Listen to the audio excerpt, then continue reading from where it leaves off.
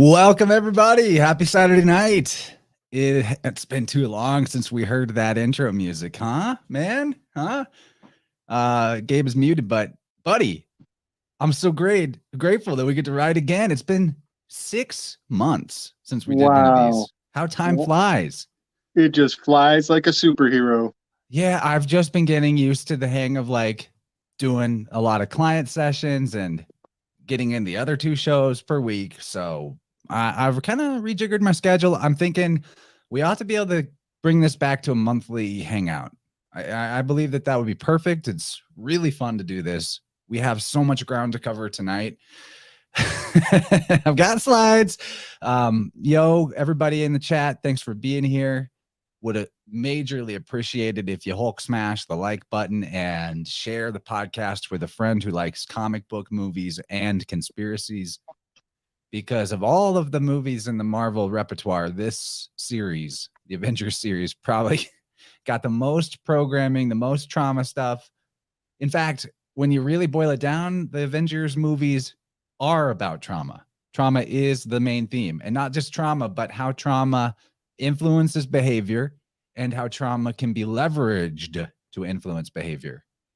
And oh yeah, no Gordy. I think he'll be here. He's maybe, there's always a little time zone confusion, possibly. Hopefully he pops in. I let him know. I sent him a text and we told him what time it was. So we're hoping to get Gordy in here, but we got the man named Gab. So I don't think we'll have any trouble making it happen this way. So yeah, I'm super excited. Buddy, do you have anything that you want to say? Like, okay, so the movies we're going to be covering, if we can talk about all of them, and kind of from a 10,000 foot view is what I've got. But I know Gabriel has some granular observations to bring to the fore.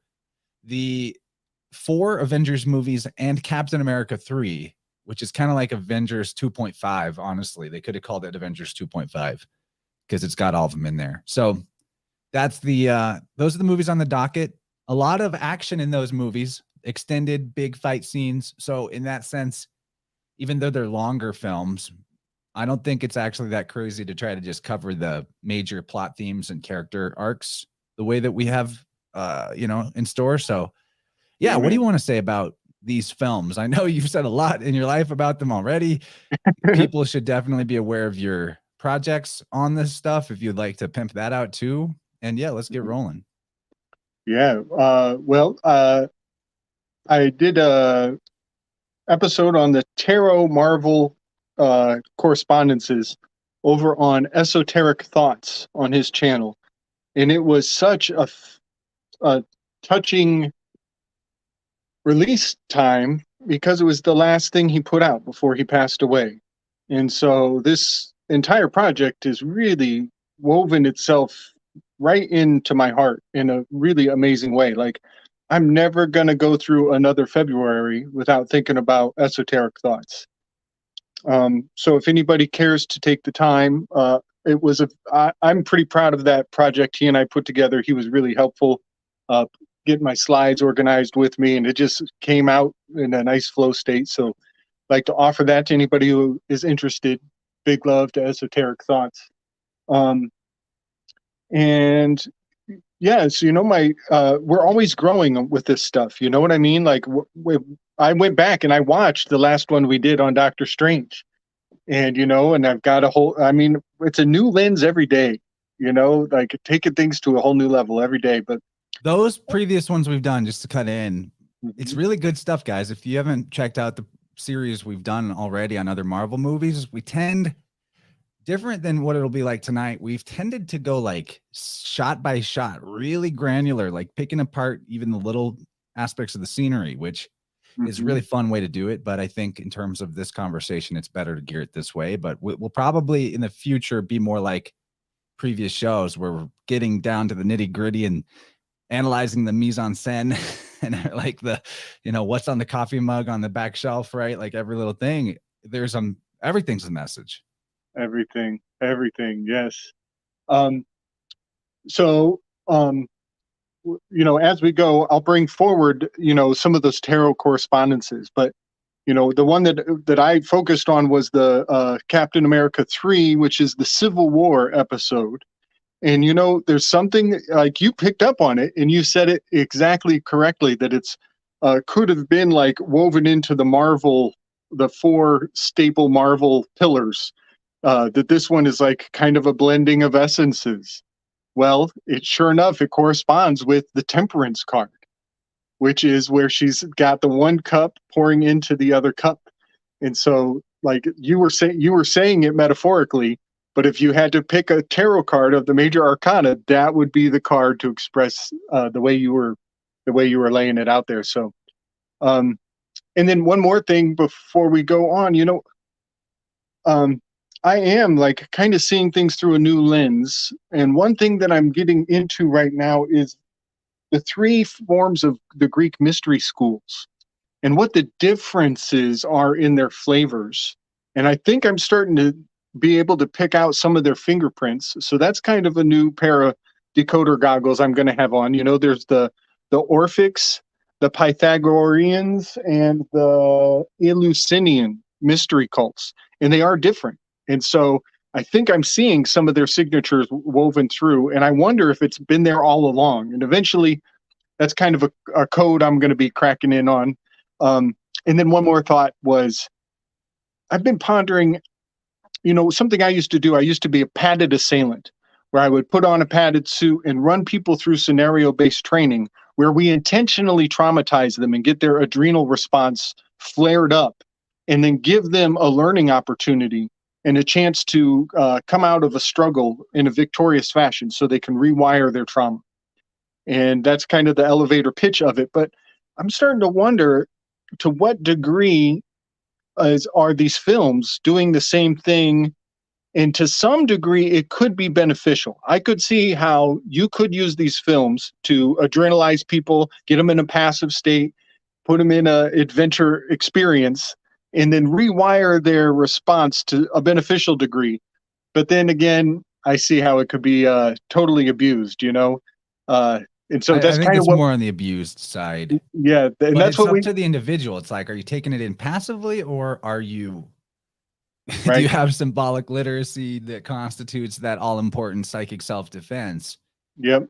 And so And what you're talking about, the rewiring of trauma, what I want to throw in on that is just how the main six Avengers especially are defined by their trauma, and they each have a slightly different flavor of it. We could probably even correspond it to chakras.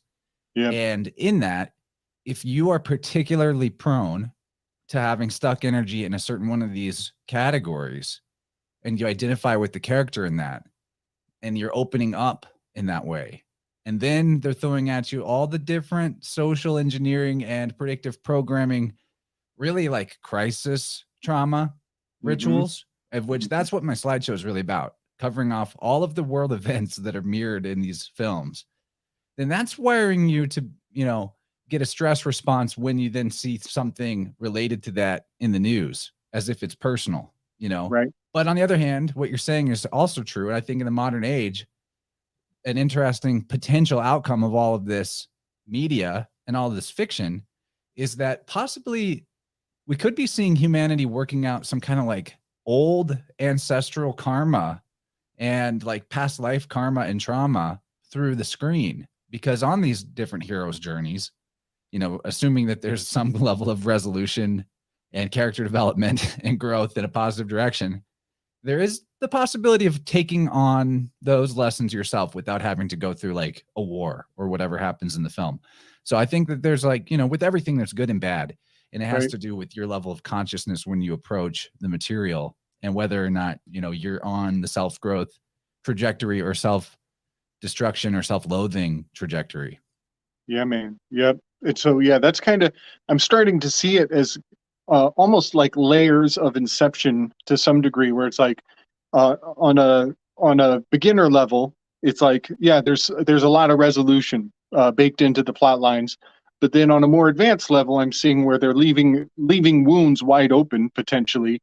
And then I even often think to myself, if I'm picking up on so many layers of meaning here, what layers am I not aware of? As much as I'm trying to keep my filters and my psychic self-defense dialed up to an 11 when I consume this, I'm always aware that like I have certain weaknesses. Like I'm not musically inclined, and I know that music is used to weave the experience for people and steer them in incredibly subtle ways. And then I think there's you can kind of intuit your way through that though, because even without musical training, if you're aware that certain tracks are meant to invoke certain feelings, emotions, you know it when you feel it. You're like, oh, I'm hearing this music and I'm feeling that. So, if you've got your self-awareness game on, that particular weakness, maybe not so bad, but perhaps you're not necessarily catching the subtleties of how like a particular chord progression might relate to like something very specific. And I bet that there's levels even down to that aspect of granularity. And like the opening scenes of Avengers 1 were when I rewatched it, convinced me that this isn't accidental. Maybe some of it is a little synchronistic, but I think that there's intent behind even some of the most radically specific symbolism that we find in here. But I kind of interrupted your thought. Do you want to continue on that thought? Well, no, one more thought was, so there are, I'm coming to appreciate that there are two levels of the subliminal. And one is like when they flash something so fast on the screen that it'd take you forever to try to capture it. Even if you reduce the speed to like 0.25, it's still ultra fast. And if they do that a couple times, it can actually be a sequence that builds into a full message that you are not picking up on, but you are picking up on. The things you don't know that you know. There are many categories, and that's what I mean about Inception. There's many categories of knowledge. But then there's another form, and that is things that are so slow and happening on such a larger, more macro scale that you don't realize it. And a lot of that has to do with character development over a long arc. And that can even span from the early films all the way to the end of the film, and you don't even realize it because it took so much time to process it, that the development or the change or that subtle manipulation, and then you feed it to a million people who consume it, and the effects are going to come. You're going to get returns, the kind of returns you can predict people's behavior on the stock market kind of returns. Again, though, that's also one of the cool things about modern comic book movies, in my opinion, like why there is love in my heart for this stuff, despite some of the obvious downsides to it. That first of all, it's a work of art put together by so many hands. The level of collaboration and cooperation is pretty cool. And then what you just described, these long-term character arcs, how we're looking at 4 Avengers movies and then multiple trilogies of the other characters' independent movies, and how they all tie together and weave one big tapestry. I can't think of any other, like the most movies in one series I can think of other than this is maybe like the Fast and the Furious having 10 movies, which I've never seen any of them. I don't intend to, but and that's like a lot of rehashing the same probably elements and like over and over again. And to a degree, comic book movies have that going on, but I think it's cool that there is the possibility of these longer, grand, interwoven story arcs. A little bit is lost in the individual movie where there are so many characters to juggle that only so much can progress for any one character. But yeah, there's a lot to talk about. So, we kind of hung out. We waited to see if Gordy would pop in, but I think we're at a good point to maybe start getting into the weave, because there's a lot of stuff to talk about. So Yeah, buddy. I'll bring up the slides. Feel free, man, to reference any aspect of any of the films at any point. We don't have to try to go in order, but I do have some somewhat in order progression to go through in Avengers 1 and 2 slides. And then I know we want to talk a lot about Captain America 3, which can just come in at any point. So, right on. So here we go. That all important opening scene, Avengers 1. We got the cube. The symbolism of the cube is in and of itself its own shoes, or its own shoes. Its own show. It's a big thing. A lot of shoes to fill, large shoes to fill with the hypercube, the tesseract. Even the word tesseract is kind of like hearkening back to this, to I think what opens the door to a lot of this type of fiction and fantasy, which is the idea that there are dimensions beyond this dimension.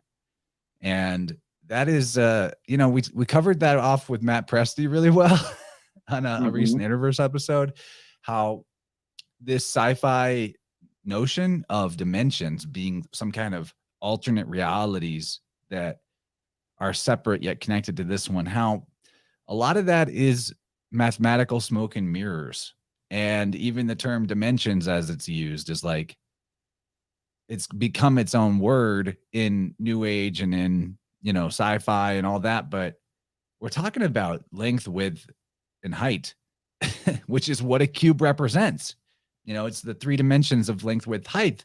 And time isn't even really one of a dimension in a sense. We can't really even call that the fourth dimension. This is a whole side topic, but the tesseract as a mathematical notion is that there is a cube in the sense of whatever dimension is beyond height, width, and length, that if you tack on a fourth dimension to all that, then whatever the shape would be equivalent to four sides in that higher level would be this thing called a tesseract, which it cannot be drawn. It cannot be demonstrated in this reality. And where the idea falls down, in my opinion, is in the sense that no matter what, within the reality that we know and within the reality that exists concretely, you cannot separate dimensions, true dimensions, from each other, right?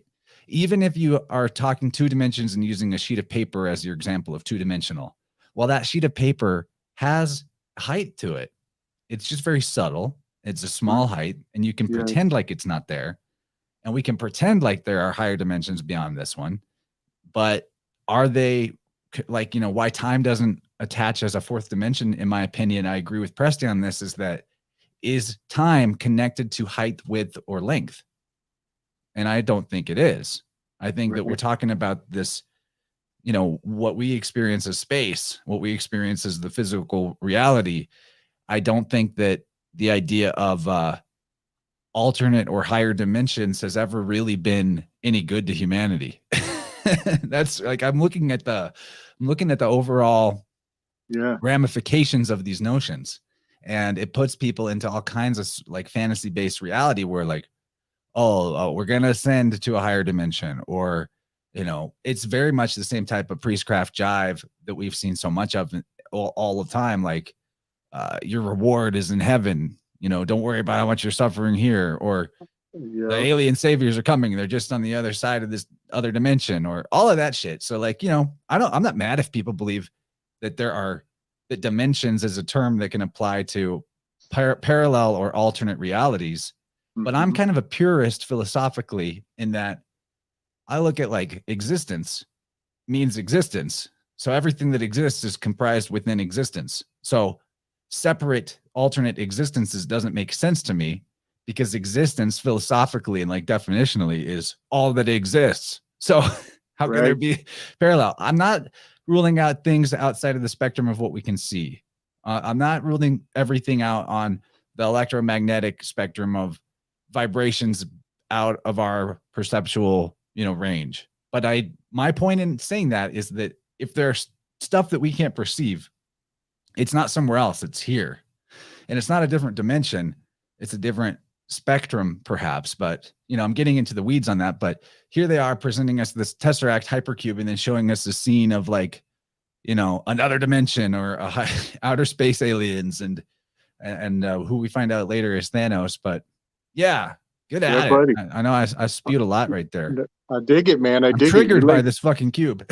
It is. It's really something, on the dimension thing, I would put forward that if you're going to be considering time, you have skipped movement.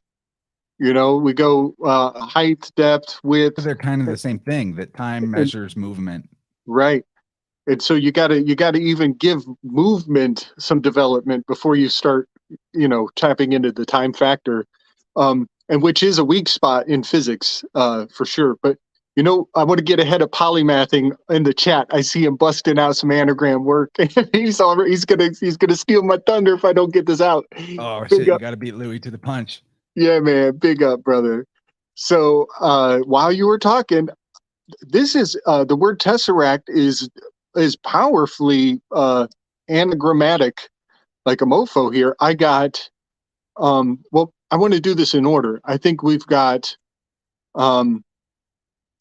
test races, and that's an interesting one. Biblically speaking, that's just some Old Testament kind of technology. But then we even have resist. Now, taking some liberties with the spelling, but my favorite of them all wouldn't be slick dissident without some liberty. Some liberties, all right. My favorite is react test.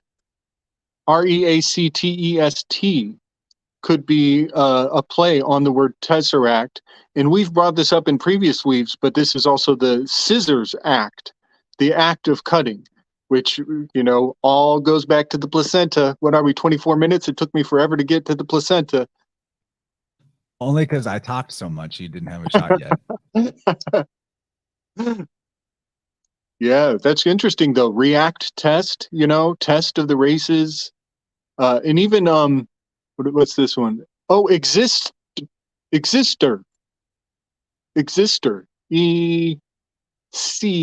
No, that's not really exister, but yeah, it's pretty anagrammatic. That word tesseract. For sure. And, there's a lot to be said about the esoteric information packed within the cube that is really, really valuable. I know Marty Leeds does great work on that. Somewhere in our archives, we have, I think, a Vibrant with LC King going over a lot of like cube stuff that was very valuable. So people can dig that up, but we'll move forward. But this next part, so this is still right in the beginning of the film. I jumped off the couch when I saw this a couple months ago. I was taking Jenny through the Marvel movies, and we were doing our own little demystifying together. And whenever the previous time I had seen Avengers 1 was sometime before I was very hip to astrotheology. And buddy, it's very specific. They're doing, okay, so in the film, we're introduced to the Tesseract in the form that they're doing tests on the Tesseract, test react. They're testing reactions on the Tesseract and making energy reactors out of it. It's like they were aware of your anagram, where they're like, let's play on that. And so they're calling this super secret underground military base, somehow, for some reason, NASA is involved, space radiation, Project Pegasus, dude. And regular listeners will probably be already seeing where I'm going with this, but the Pegasus Square in astrotheology is everything, man. It's everything. And there's actually quite a bit. So like the main thing that the Pegasus Square represents, especially in how this is going to pertain to a Tesseract, is that the Tesseract is like a box, right? I mean, it's literally a box. And the idea of the Pegasus Square is all of the notions and stories about the Ark, the Arga, the Argo, the Ark, the Noah's ride, and in Mesopotamia, the story of Atrahasis, and all the many versions throughout all cultures of this story of a flood hero. That is laid up without having really the space to go through it like detail by detail. Just take our word for it, maybe, or go check out. I think the last time I had John McHugh on, we got into the Pegasus Square really in depth, and he demonstrated some of how the flood, a lot of how the flood myth comes or is encoded in there. It's not the only place it's encoded. Yeah, there is an Argo constellation up in the sky, but what's important to note about this is in many of the flood myths, and especially the Genesis flood myth, the ark, the word for ark is also laid up with the term for a chest or a strong box, like a treasure chest, more than like a boat. And this is where you even see notions of like the ark being rectangular or square shaped. And this word used in the Hebrew is TVT or TBT, Tav, Beth, Bet, or Tav, Bet, Tav, right? Now, I don't know if people out there are familiar with the term divot box, or divot box, but this is a term used a lot in like paranormal studies to refer to an object that has been enchanted or like become the house of an evil possessing spirit. Wow, And I see it already. the philological TBT, as It's a in fit. Tibet, by the way, Tibet has its own version of the flood myth. Tibet is named after the box or the ark, and it's got a Mount Ararat. There's all kinds of gravy there with Tibet. Buddhism is an older flavor of the exact same Mosaic mythos, but D and T interchange philologically. V and B interchange. So Tibet, or however you want to end up putting in vowels to give a name to this box that is encoded in the Pegasus Square, is also divot. Or Totally. it's also David. Yes. Yes, it's also man. DVD. Yep. No, there's a lot there. But suffice to say, there's definitely kind of some implications of an evil spirit in this box. And there's many, many allusions to the flood mythos, particularly in Avengers 1. We'll cover a little bit of that. But granted that we're going for a big overhead view and we're already kind of long in the tooth, maybe we won't get all of it in. But oh yeah, Jenny just brought up the Time Variance Authority. That's great. Yeah. That's in the Loki series. We should cover Loki. We should cover that blow by blow, that series. Yep. All right, I'll let you get in. I know I've been chatting a lot. No, all of this is awesome. I'm glad we get this on the record. You know, it's like there's always such wonderful post-production brain babies that come out of these these little shows. In case I didn't say it though, just dude, and I know you know, but dude, they're calling the work on the box Project Pegasus. They know what we're talking about. They are encoding astrotheology. This can't be an accident. Like, why would you call it Pegasus? There's no other reason. Totally. It's so specific. Totally. Yep, it's so on point. Yeah, it's also the tablet. That's my favorite. That's my favorite other layer of the Pegasus Squares, that it's the celestial tablet, and so it's where the Garden of Eden. And the Garden of Eden. So it's where the forbidden fruit comes from. And one revelation I had, like putting all of this together a while back, I know you heard the voicemail I sent to you, was that I think on a very deep level, perspectival art was in and of its own right, in its day and age, when its secrets were being revealed, it was a forbidden fruit of a very special manner. Because think of a group of people who had never seen perspectival art for many generations. The first time they experience it, it's going to have a absolutely mind-blowing, mind-altering effect on them. It will draw them in on levels that they're not psychically prepared to deal with. So in a very fascinating way, you could think of like the Dark Ages as like breeding out people's psychic resistance, and then boom, you hit them with enlightenment, and they're like kind of like we are with our phones today. And there are other things like that, like the Rukin figure. I'm learning about in art, when a character has their back to you, that is actually drawing you into a sympathetic spell that you're supposed to take the perspective of that person whose back is to you. and see the landscape through their eyes. So there's all these fascinating ways that art can draw people in, and has been for a long time. And so, yeah, the Pegasus Square, when I see that, that comes to mind, that they've been working our sympathetic nervous system down to a science. Very, very good points, man. And now that I'm looking at the words on the screen, dark energy is being referenced, and the West, which is philosophically, the West is where the sun goes down. Darkness is in the West. Yep. Space radiation is there. So, depending on your cosmology, like if you're one of the people out there, I feel this way, that space is misdescribed, that it is fake and gay, and that like the physics of astrophysics, I don't know what's out there, to be fair. I'm not claiming anything. I'm just saying I know I know liars when I see them. And when you see fakery 10,000 times, you have to just assume it's all a lie. And so that being said, back to this idea of how the tesseract, the fourth dimensional cube, and this supposedly higher level mathematics, and in my opinion, bogus algebra and calculus, bogus in the sense that, yeah, you can balance an equation, but is there such a thing as a negative quantity in nature? No, there's no such thing as -5 in nature. So a lot of what goes on in this calculus of algebras and maths of the higher order is akin to a mental masturbation.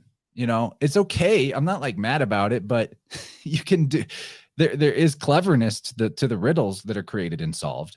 I know I'm not like hating, but it's not a description of reality.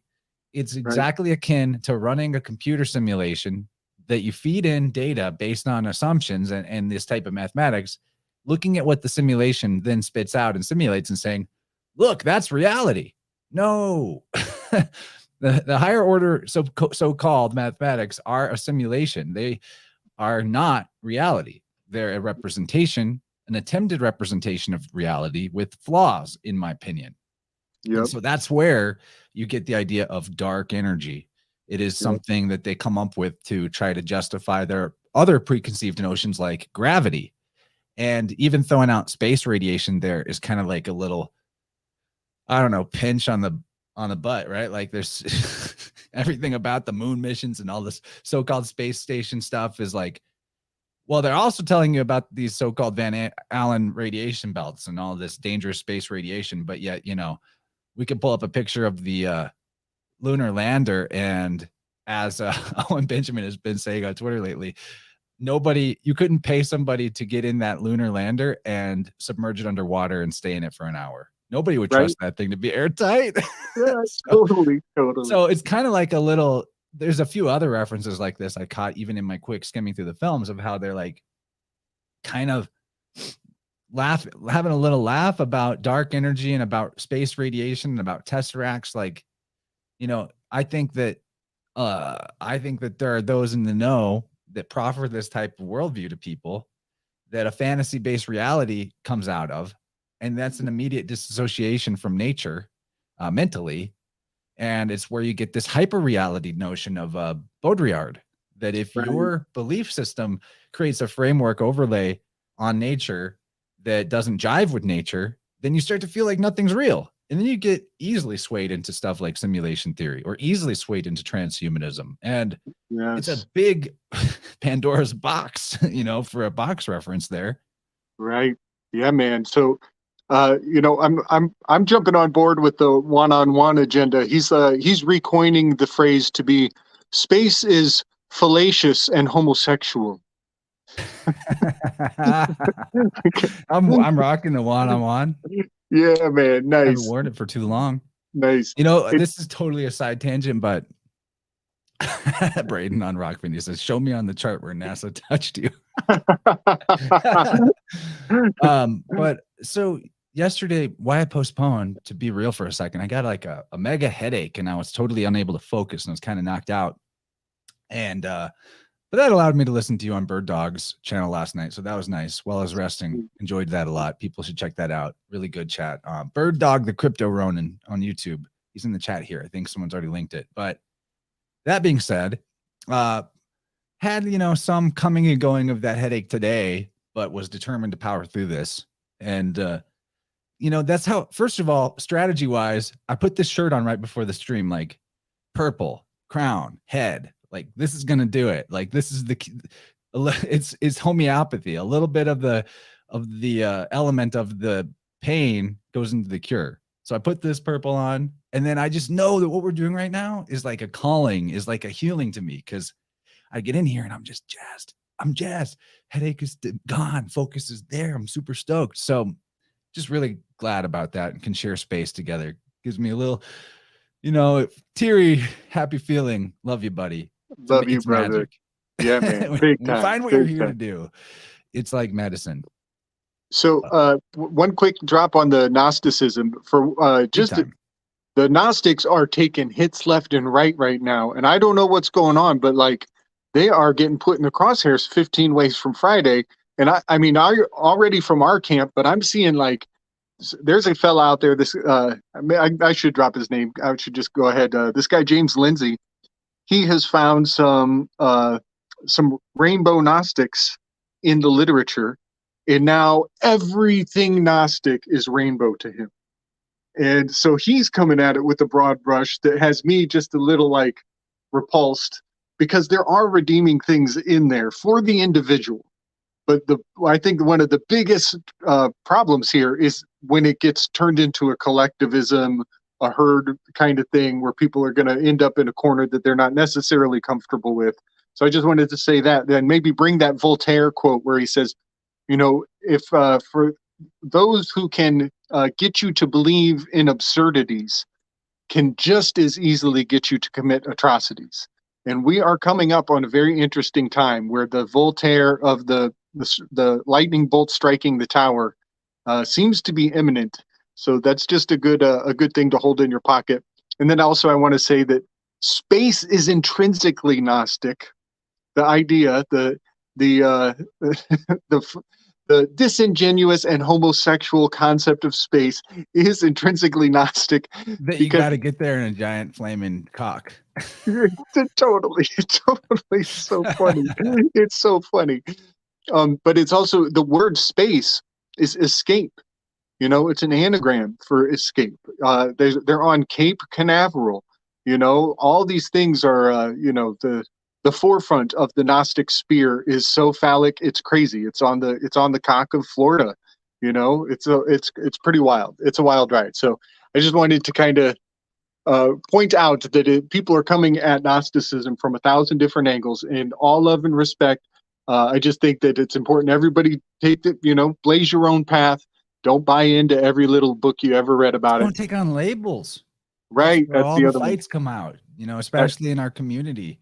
Yes. Always about the label where people get hurt feelings. But so that's why, when I criticize Gnosticism, I don't take the broad brush of a James Lindsay or a Michael Tsarion, kind of looks at it as the root of all problems. I try to, make the caveat adverb or adjectives on top of like new age, pop culture, simulation theory, demiurge, fallen world, irredeemable, nature is evil, Gnosticism, like all those descriptors, because the idea of knowing is great and knowledge is great. But anyway, I think we're going to see Gordy soon. There was a time zone mix up. But it's okay. We have so much to talk about. And when we get into the trauma stuff, I think that's where Gordy's going to have a lot of really good insights for us. Not that he doesn't have good insights in general. So I'll bring up the next slide. So why I put this slide up is because we see Loki show up at this early point in the scene or the movie. And he just reading the chat a little bit. And he brings his scepter and he starts controlling people's minds after he gives a big, eloquent speech. One thing we know about Loki, which by the way is philologically logi or logo. Yes. This is logos. This is the word. He's the trickster. I know that in the Norse mythology, Loki isn't fully associated with Hermes, and actually Odin kind of gets more the Mercury role. But Yeah. Loki is definitely a Mercury figure. He goes between the world of the giants and the world of the gods. You know, he sometimes he does good, sometimes he does bad. Sometimes he's bringing you a gift, sometimes he's stealing from you. So Right. with You the know, Norse and with every other mythological system, the key components of the Trinity, the savior, destroyer, or the creator, destroyer, redeemer, for simplicity's sake, do get applied to multiple characters. And so there's multiple Mercury figures in the Norse mythology. And so this is like the evil Mercury, the evil twin. And what I wanted to show his whole staff thing and how he begins with like eloquent speechcraft before he kills people or controls people. And I wanted to just pull up this artwork here. So this is later in the film. He's got his hat on. He's got his staff. He's giving a speech in Germany to the Germans outside of the art museum. A lot goes on in those scenes, and we're not getting into the granular here as much as we could, unless Gabe has specific memory of it. But here on the left is, who do you think that is, y'all? Merc. You think that's Mercury? Yeah, man. He's even got his little phallus coming out from under his little skirt. So according to the British Museum of Antiquities, this is a depiction of Ogma or Ogmios, the Celtic god of eloquence. Oh, that is so funny, dude. Okay, So look at all the elements of Mercury that are there, though. Yes. Obviously, there's some kind of cultural diffusion. They are, it's the same guy. But what I wanted to point out about this artwork that I find so interesting, and another artwork of Ogmios that you see, who, by the way, he's equated to being the Phoenician Hercules as well, version of Hercules. So there's so much crossover. But there are golden chains that come from his mouth and attached to his followers, because he's a god of eloquence, logos, word. And he uses that to persuade and control the followers, kind of like a Pied Piper type. And to me, like, this is the archetype, the version of the Mercury figure that Loki embodies so completely in these films. Right. I got to drop something for Polly. He's about to cut loose, and he's on my mind with this. I'm seeing polyhymnia, which is a trip that polymathing is about to breeze out, and here I am on the tip of my tongue is polyhymnia. She's the muse of the eloquent one.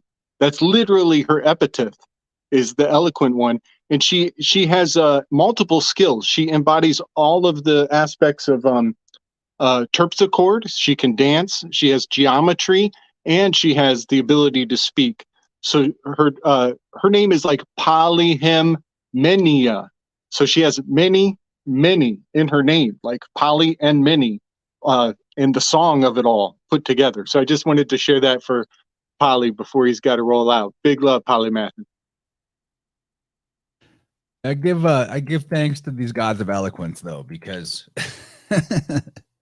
if they out there, they come through for us big time. So true. So true.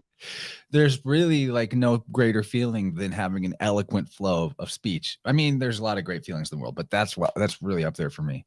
So what I want to also add about Loki, don't get triggered by this phrase, but Loki is the epitome archetype of what is said in the social sexual hierarchy of men to be the gamma male.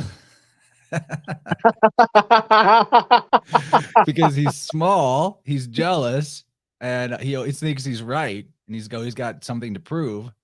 And most of all, he's secretly the king. Like a little spiteful guy who's secretly the king, and he's just waiting. I'll show you. I'm the secret king. Right. And you know what else is so funny? So back when Thor was a thing, I associated with Thor, fucking blonde hero, complex. Yeah, he's alpha as fuck. Yeah, I totally was associated. My ex at that time, she had a huge crush on Loki, and I was completely fucking offended. Completely offended. It was like a sign. That should have been the sign that it wasn't going to work out. Yeah, man. I felt targeted. I felt completely targeted. Oh, That's low funny. key, little man, low chi. Good call, Alpha Warrior. Yes, Major mic yes, winner in the house.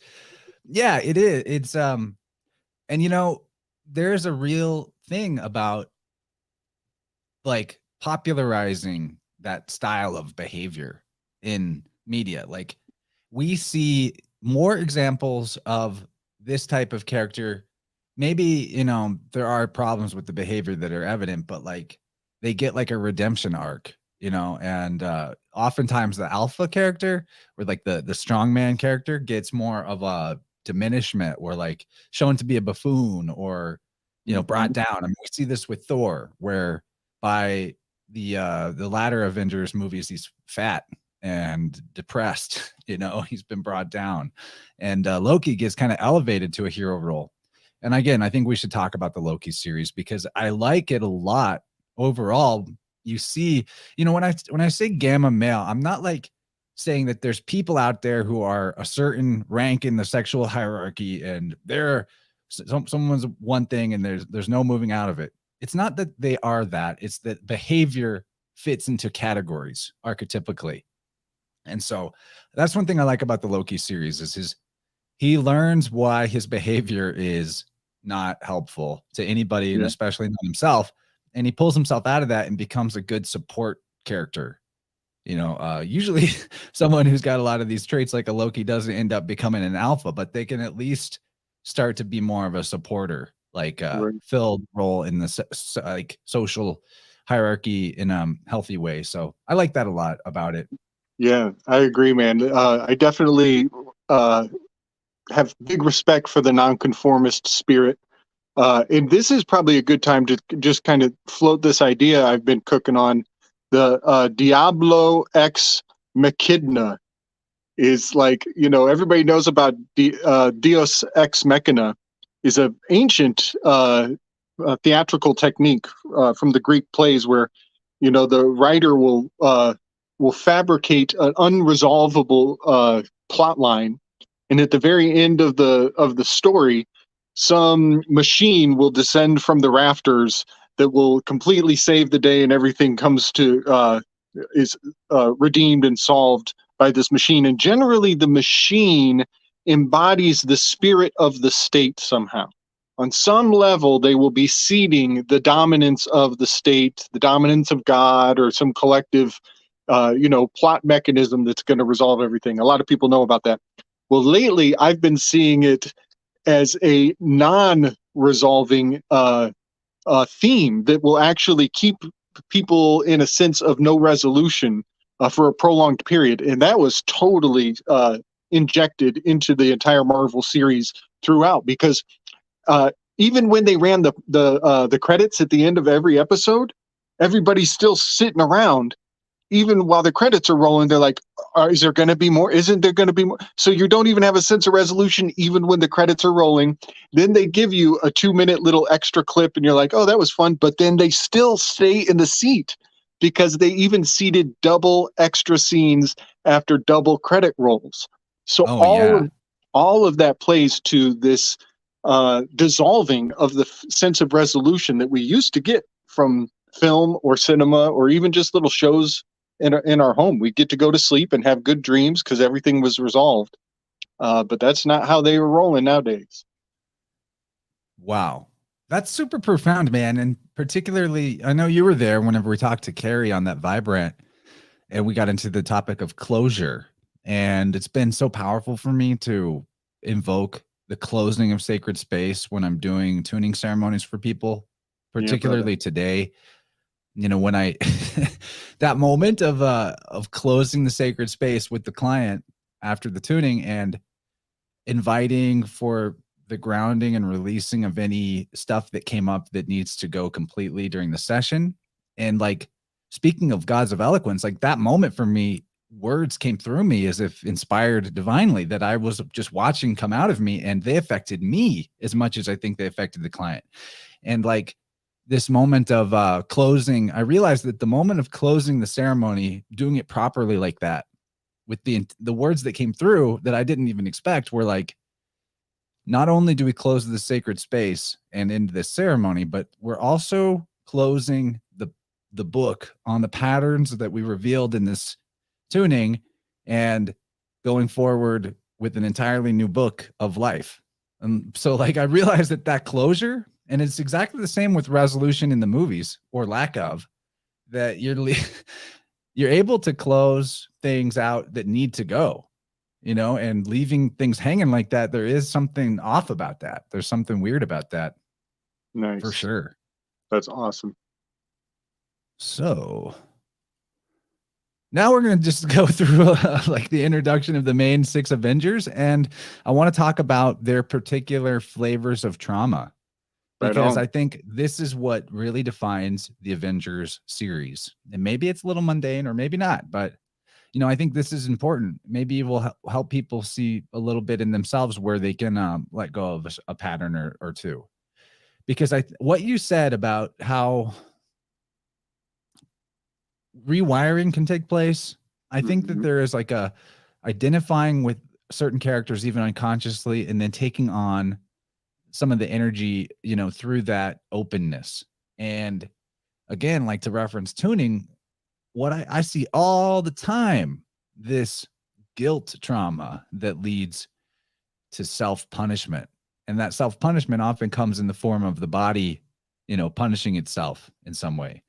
So what I see with Natasha, the Black Widow, as a character, as the overall trauma, is that she feels guilty for her past as a murderous assassin. And so somehow the rectification of that is to keep doing the murderous assassin, but just do it for the good guys, and put herself in situations like we catch her in at the beginning of the film, where she's tied up, she's getting slapped and getting interrogated, secretly she's interrogating them, but she's also getting punished, man. Like there's a taking on there's a penance, there's a self-flagellation to this character that we see again and again. What are your thoughts on that? Yes.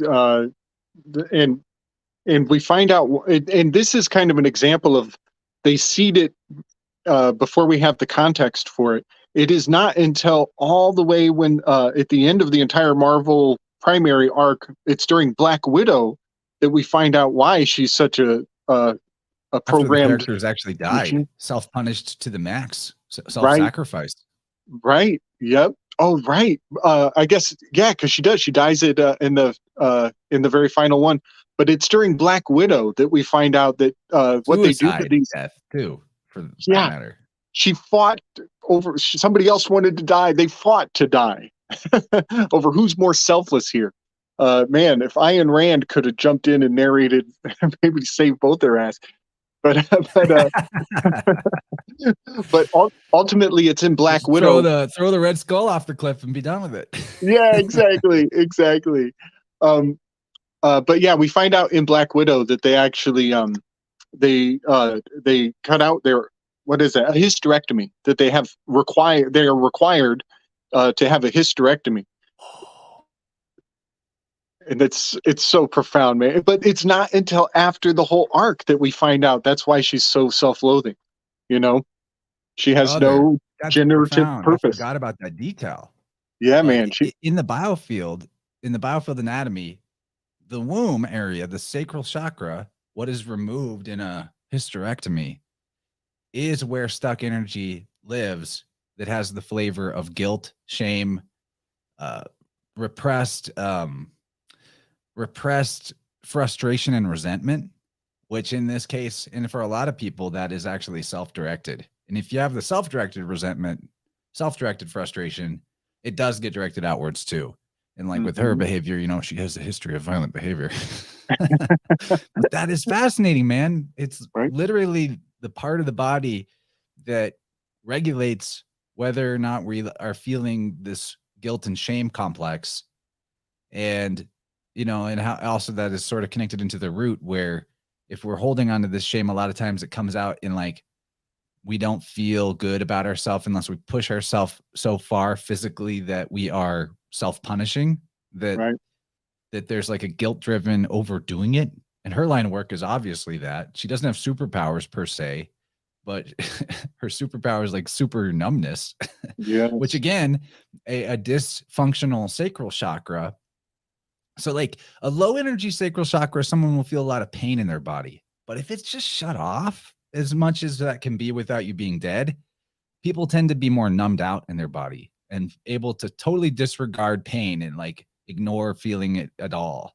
And so I think that super defines this character, and that the biofield anatomy actually, holds up to this particular example of how the sacral area in the womb pertains to this exact type of trauma and this Right. exact type of self-flagellation and like being numb to it. Right. And this is a great weave, man. This is a really great weave. I want to bring back that part of the conversation where she and from that vibrant where she was talking about walking on the hot coals and then keeping track of where the burns were on her feet. What's her name again? Carrie Hummingbird. Yeah, that was I it. did a Thank vibrant you. with her a couple weeks ago. People will find that in the recent video archive. Yes, big love to her for bringing that forward. That she would actually track where her feet were sensitive or taking in burn from or a result from walking on the coals. I didn't say it in that show, just didn't have the chance, but this is the perfect time to bring it back up. In martial arts, your weakness says a lot about your biofield as well, and your strengths. Some people have powerful legs, and they can learn through the training to go to their legs as their self-defense mechanism. Some people don't keep their dukes. They don't come back home with their dukes. So they have a weakness in their field, in their defense field. Well, something about Romanoff here is my favorite move she does. It's like it's very much like I think it's called Pinkal Silat. It's a martial arts from the islands. It's a Filipino martial arts, and what she does, she'll climb up her opponent and she will use scissor legs to take them down. And it is so profound what that means after we find out far on down the line that she had her uterus removed by scissors, cut out. So she's actually projecting her own trauma onto her opponent. And that's so profound. It's pretty next level stuff. And it reminds me of what Carrie Hummingbird brought forward. You learn a lot by how people respond to stress and trauma. It's also one of the classic silly Hollywood things, like the way she throws people with their legs like that, and then they're just instantly dead or knocked out. Like yes. They want to just get up and hit her, like I get it that it's a movie, but my ability to suspend disbelief is quite challenged by little women knocking out big dudes left and right. It's right. Like not real. I'm sure that, you're a martial artist, not me. I'm sure that you probably get what I'm saying there. But then Alpha Warrior DJ Mike, he says, interesting that the two Avengers with no super powers fight to die. Yeah, actually, though, Hawkeye has some overlap with the particular type of trauma that Natasha has, and expresses it similarly. That he has a bit of a different version of it, but there is like he picks up her style of trauma later in the series when his family is deleted by the snap. Then he goes on the killing spree of taking out gangsters and mafia people. He becomes the Ronin, and so he actually takes on a similar type of guilt trauma because of actions that he can't take back. When he's just like a good soldier man, he doesn't have as much guilt over his misdoings. But in the first Avengers movie, there is some of that in the form of he gets mind controlled by Loki and goes and does some crimes under the mind control. Yeah. Okay, so next we have and there's we should bring up the relationship between Romanov and Banner in the context of the tarot. I want you to talk about that. We've talked about it before, but it's worth bringing up again. And the Hulk has this trauma of wrath and over losing control, feeling like he's out of control.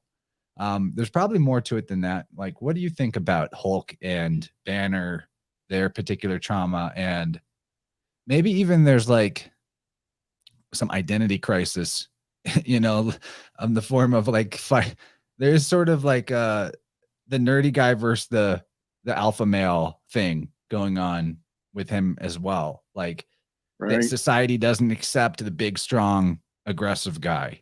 Yeah. And so he's really would rather just hide out and be this puny Banner. Right. I actually like his arc a lot because of the catharsis of merging the two identities. I really enjoy that. The nerd Hulk is an excellent character. Yes. Yes. I totally agree. So I relate to Banner in so many ways. First of all, I am a Leo. His tarot card is absolutely the strength card. You know, his password to activate the ship was the strongest Avenger, and so in Leo, well, on the Analima, we are descending. The tower is collapsing. We're going through a fall. In his modulation phrase to come out of Hulk mode and back into Banner mode was the sun's getting low, big fella, and that was the password to switch him off. And that is exactly what is happening in August. The days are starting to get shorter, and you can actually start to notice it. It's like a bit of a quickening of sorts. And Banner does have some of the best one-liners throughout, and it's like we get a different Banner. He's so dynamic. We get a different Banner in almost every episode. And if I had to, I have a little side weave where I've associated these characters with real historical personas, and I've associated Banner with Howard Hughes. And there's a whole lot of reasoning behind that. But one aspect of that is that Howard Hughes became a recluse late in his life, and the Hulk literally goes away and has to just leave to do some processing. And then when he comes back fully integrated, as Jung would say, then he's able to be, his secret becomes, I'm always mad. And that's fucking such a badass one-liner. Yeah, Mike says here that Thor Ragnarok, Thor 3 is the best Marvel film. I actually almost made that what our weave was about for tonight. Yeah, You know, I if I love was that going to one get too. really granular with one movie, that would be a good one, and we might still bring that up. It's a good one. Yeah.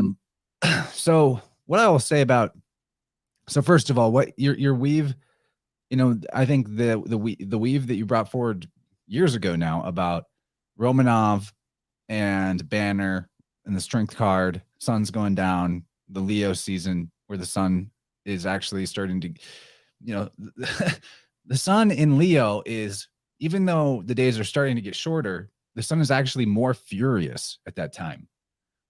Everyone's heard the phrase, the grapes of wrath, right? Mm-hmm. The grapes of wrath are talking about how that sun in Leo is furious heat. You know, it can sap your strength, it can kill you. And then the harvest season coming out after that in Virgo has captured the rage of the sun at that time. And, you know, rage against the dying of the light, that type of thing. And then you drink the wine made from those grapes with the wrath of the sun, and you get that sort of Dionysian madness if you overdo it. And that sun's going down being the code phrase for Banner to come back is like, it's one of those elements that's like too specific. And this is where I would encourage people to go look at maybe your video with Esoteric Thoughts or other videos you've done on the tarot of the Avengers, because this is the world, you know, being given everybody given a collective tarot draw in a way, in a specific order. And that's the social engineering program of it, or the collectivism of it, rather than your own one-to-one individual relationship with the tarot. I'm paraphrasing you with this. These are not my original insights about it, but I find that really valuable. And then in terms of, you know, why it is such a triumphant, maybe admission for Banner to say, I'm always angry, is, and how that works out for him once he admits it, how that changes him eventually over time, is that, you know, when I help people again with the biofield dealing with their repressed anger, the key is that what makes you angry is if you try to hold back the anger. that's what makes you explosive. That's what makes you Hulk out later. The pressure in the bottle gets too much and you explode. Yep. But if you allow yourself to have anger and you allow yourself to feel it and express it in the moment that it comes up, and you get to a zero balance of any backlog of unexpressed anger, you will find that you don't have a lot of reasons to get angry. And what happens is you just dole out little bits of assertiveness in appropriate moments, and your life gets more on track. You actually have less things that make you feel pissed off. I've seen it over and over again.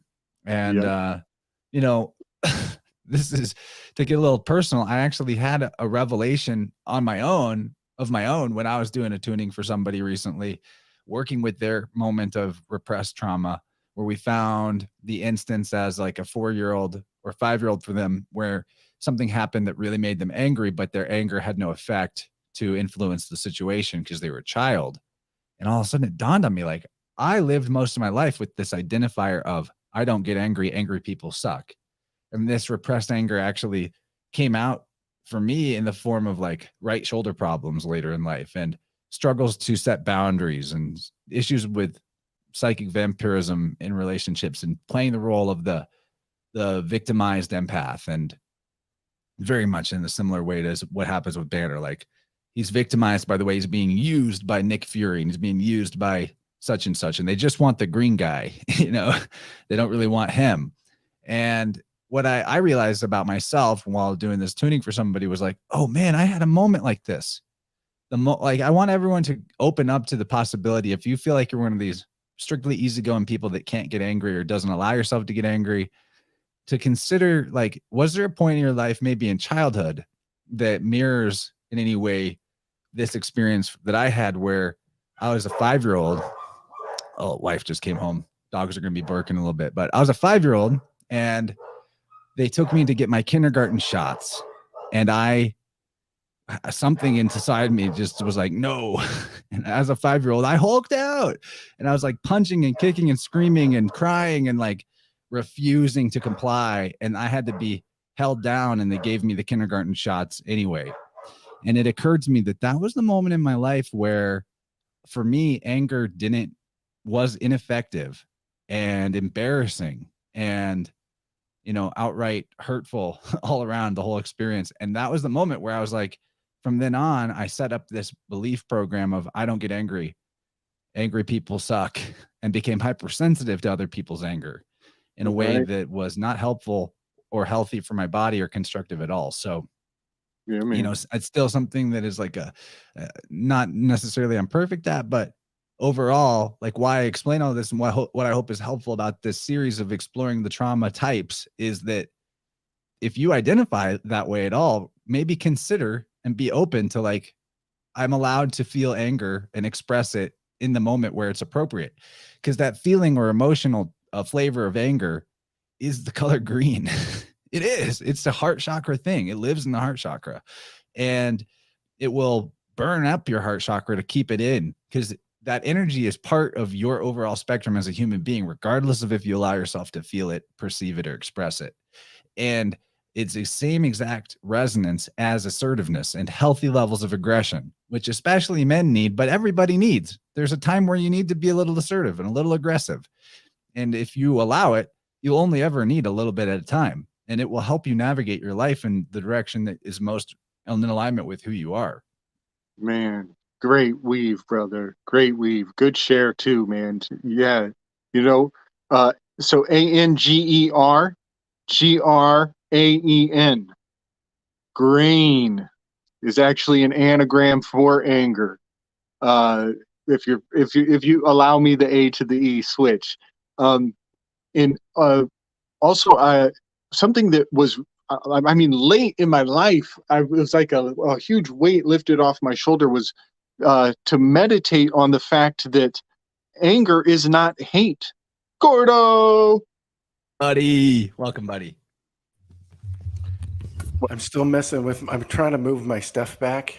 And so I've messed up my mic stand thing here, and I'm trying to figure it out. We'll figure it out.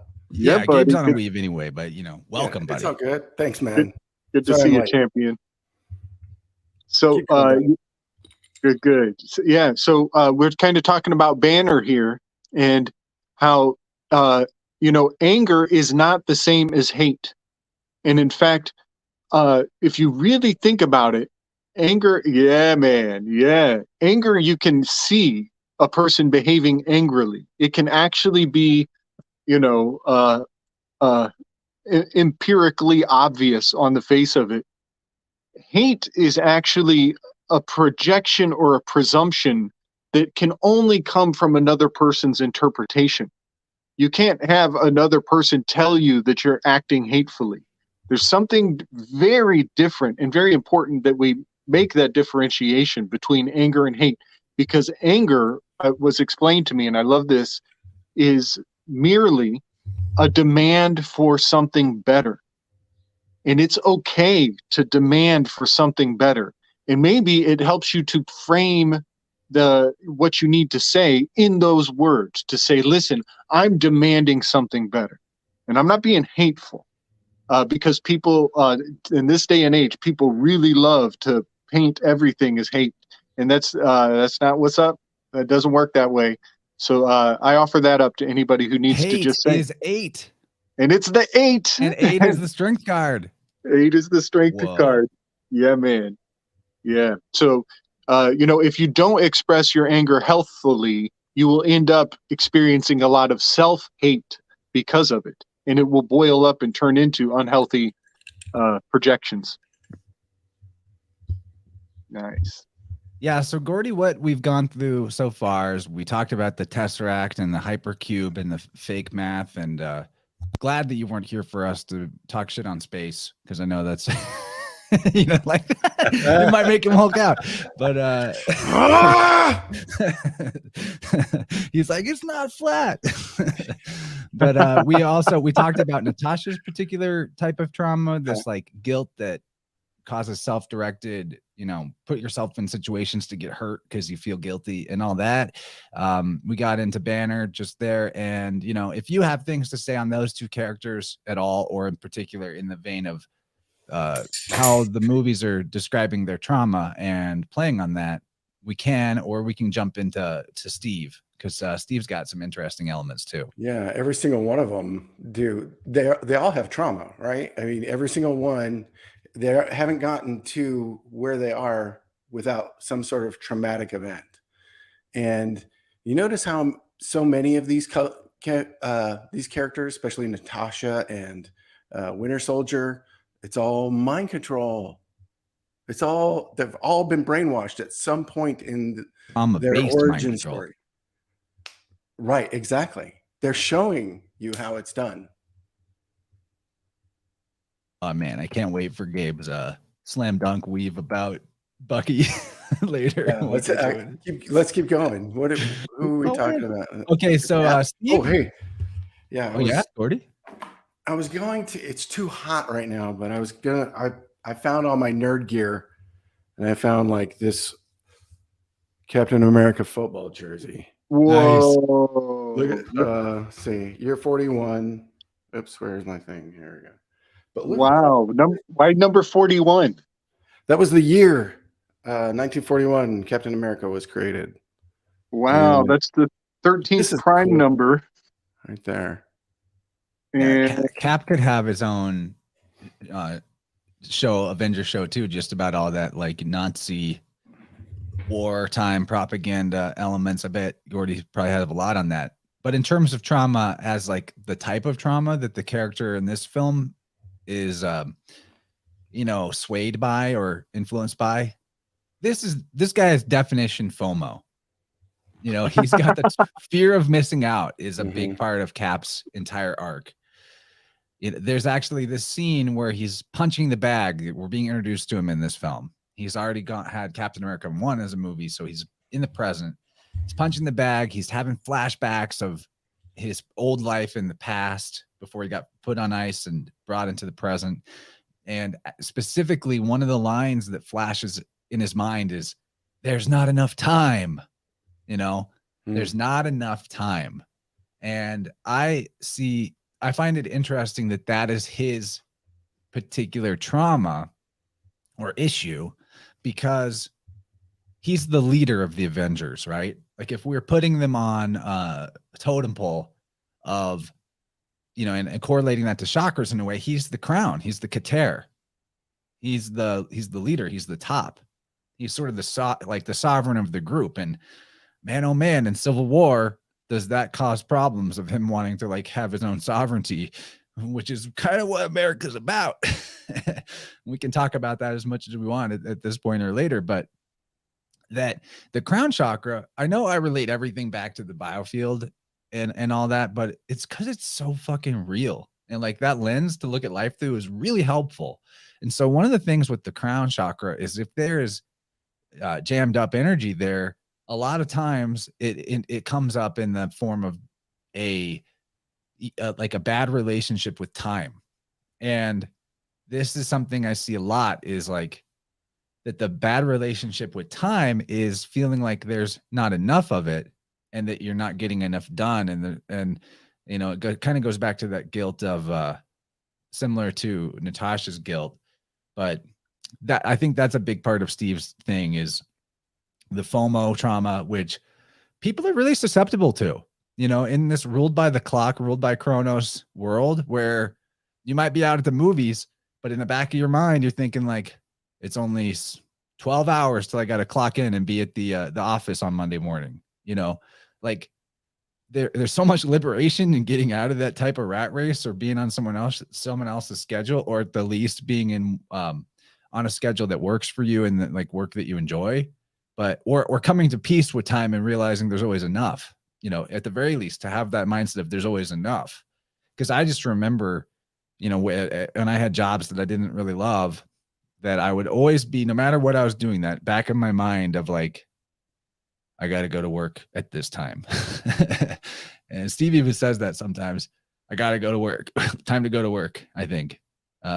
Anyway, I think that FOMO trauma is big for the youth and for the working class, and like all the things they feel like maybe they miss out on because of time constraints. And then of course there's the element of Steve that he's the fool card. And I know Gabe's got a lot of weaves on that, but what do you guys think? FOMO trauma, anything to say on that, or additions to like what you perceive as is going on with Steve? You first, Gordy. Oh, we're not hearing you. All right. Yeah. There- Messing there with you my go. microphone. Good to go. Sorry.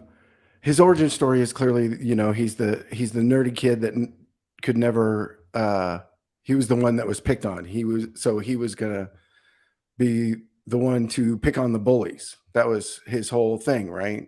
Where he's going to avenge the downtrodden, right? So that kind of trauma, like especially like somebody getting those kind of power, that kind of power in such a short amount of time, it wouldn't have ended up as well as I think they write it to be. Like in real life, the trauma with something that would happen like that, the narcissism would be so off the charts. You'd have Get a more Loki like, with a Tesseract type of deal, or little man with a bunch of power all of a sudden. Yeah, right. Yeah, exactly. And his ego that he hasn't dealt with, and that stuff will, you don't kill the ego, but you need to be in control of that thing. Be in control of your manhood and your responsibilities and that kind of thing. And those are the lessons that you don't hear about, in these kind of stories that are real transformational stories. Yeah, man. Gabe, I think maybe you have something to add about like how symbolic of the Christian right wing. Oh, yeah. Oh, yeah. Yes. Well, on the FOMO, I just want to say he literally experiences future shock when he wakes up and realizes he was knocked out. It's at the end of his the first Captain America. He wakes up and realizes he's living in the future, and he jumps through walls, jumps through windows. He's jumping all over like the fool card, and then he realized that he jumped through time. and he's standing in the middle of traffic, and he's looking around with all these lights and advertising everywhere. There's a Corona bottle on one tower over one shoulder, and there's a coronavirus over on another tower on the other shoulder, and down below is the mask, Phantom of the Opera mask, and it's a big fat revelation. And above his head is the HBC Bank, which is like Dutch India Trade Company. Do we have a still of it? Pulling one up right now. Which one? That's Okay. a great call. Yes, and that's the crazy. Dutch. In that moment of realization, they're giving everything away all in one little snippet, because and it's so far in advance. That movie came out a long time ago. Way before everything. And the HBC Bank emblem above him is the Dutch India Trading Company. And that right there is telling, all of the sovereignty consciousness that we've been drumming up for so long, how spot on they were, and how, the hand in that glove is the same hand it's been for a very long time. But then also, I see him. Nice. Yeah, good grab. And look, there's two towers, it's like the trigger of triggers. And then, and then you got the Phantom of the Opera mask. He's even got a pole over his shoulder. The Fool card has the pole with his bag of goodies. Well, look how that light pole is just like the Fool card's stick. And then he's got a bag of everything he's going to need. Well, that bag is the fucking coronavirus. It's so, and the sun, the corona of the sun as well. I mean, it's all just like, it unpacks so amazing. Even over the correct shoulder. Yeah. It's even over the right shoulder. And the mask is the dog down in that corner. That's his animus, So this is telling you that your persona, the mask, is the false identity, the Apollonian false matrix construct. It's really next level. But my theory is he represents JFK in a very interesting way. He represents the religious right who has a very righteous stance in life, wants to do everything perfectly, believes that the founding fathers were good, solid Christians, and would have a lot of hard time when they find out what the original lyrics to the the national anthem, the original lyrics are like praise Mercury and Dionysus and all these other not Christian gods. It's very pagan, the original lyrics, those kind of things would rub the spirit of Captain America the wrong way. And then one last thing, he meets Thor, a Norse god, and he's still like, there's only one God, ma'am. Good call. That encapsulates it in big time. Anagram for the denial of a lot of Christians to even look under the other rock, to even see how there's similarities between traditions in a way that could be helpful, could be conciliatory, could be cathartic if everyone involved could just maybe loosen up a bit on the identity of it, and just try to bond over the wisdom in various traditions where those traditions reflect nature, the one and only truth. Anything valuable in one tradition or the other would have to be the same type of value in a way. But there's also, a big weave about the repressed homosexuality of the right that goes on with Captain America. Yes, because of his buddy Bucky. It's totally a closeted issue that's kind of explicit if you've got the eyes to see it. But I got an anagram for Captain America. Can't pay. Captain is can't pay. In America, this is weird. A chimera. Can't pay. A chimera can't pay. Just thought I'd throw that on the table. Oh, and he's JFK. That's his historical persona that he's an overlap of is JFK, because he's got the bullseye target on him. And also his shield is a flat earth model, which is the Fool card. You go off the edge of the flat earth and you jump off the cliff. That's totally Fool card signaling, so to say. Or maybe it's the firmament. It's got stars on it, right?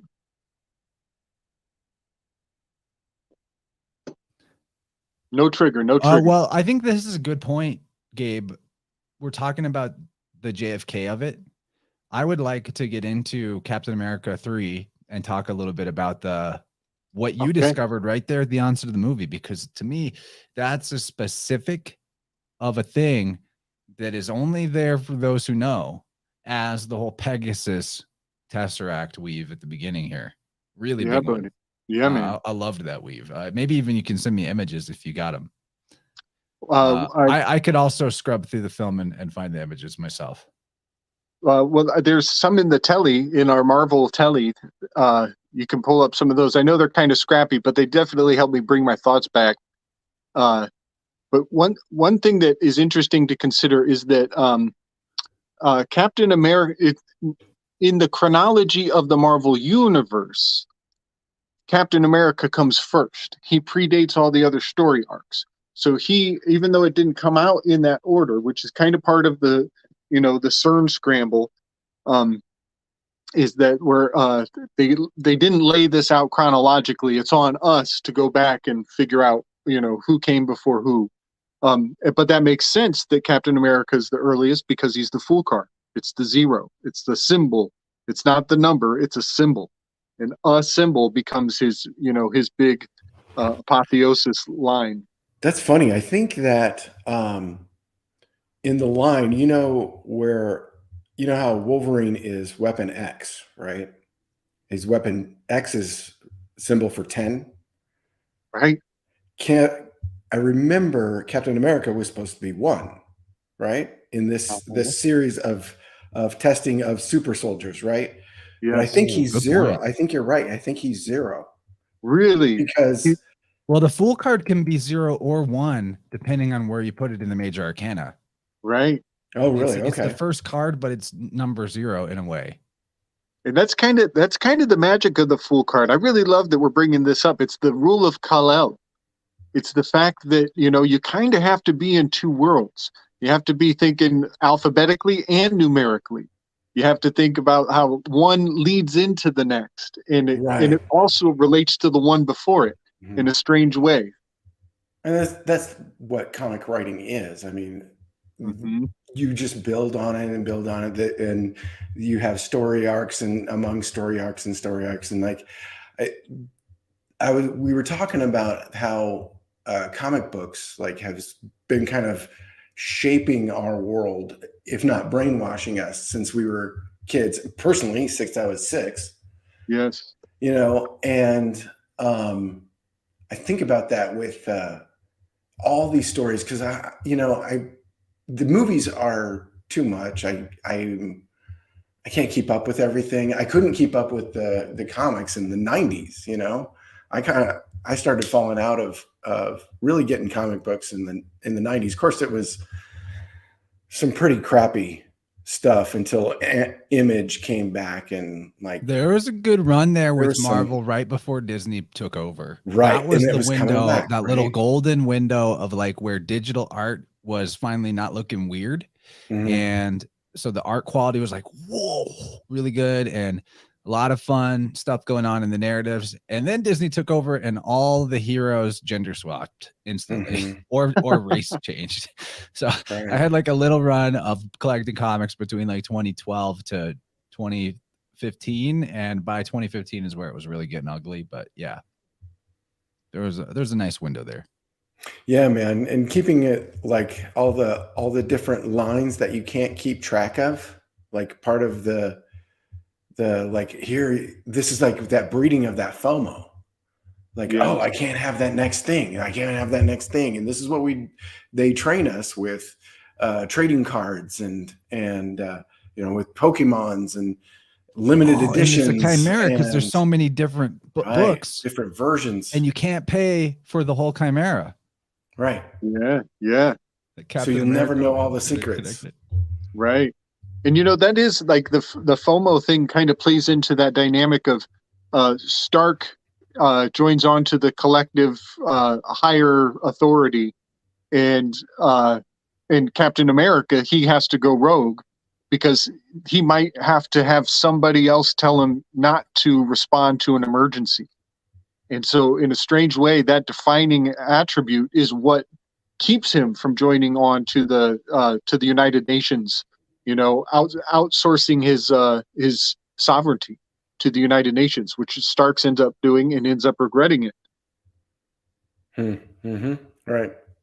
So on the note of Cap representing Kennedy, Yes. first of all, I think you're so on the money about that. There's actually in the Ultimate Comics that I used to collect, there's an entire arc called Death of Spider-Man, where there's this storyline where Captain America is going to be assassinated by the Punisher in like a shooter in the tower type of way. And Spidey actually takes the hit and saves him. But there's probably at least one other storyline, maybe in the main Marvel 616, where Captain America actually gets assassinated. I bet that's been done before. Gordy probably knows about it. But so I want to talk about this weave in the Captain America 3 with the Kennedy thing, but I want to just show, it's only a minute long, the first commercial after JFK was shot. I have it locked and loaded. We're going to go there. All right. See this again. Gabe has done great work on this. There's so much devil in the details with this, but I think we got to go there. I think we got to go there. Yeah, I think this is a two-parter, at least, by the way, what we're doing tonight. I think it's a two-parter. I'm just accepting it. I like getting into the details, having a great time. So this is the first commercial after JFK was shot. If you didn't know about this, now you know. Here we go. It takes more than an instant to make a real cup of coffee. That's why Nescafe has come up with a new kind of coffee. It's more than an instant. It's new Minute Brew Nescafe. Anybody can make a coffee more instant, but Nescafe makes it more coffee, a new kind of coffee, Minute Brew. Minute Brew Nescafe is a new discovery, a new way to hold in extra rich flavor. So please help us.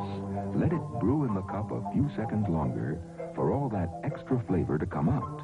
In other words, with Minute Brew Nescafe, it takes a little longer, but you get a lot more coffee. If you agree it takes more than an instant to make a real cup of coffee, buy this completely new kind of coffee today. New Minute Brew Nescafe. It's more than an instant, yet costs no more. New Minute Brew Nescafe.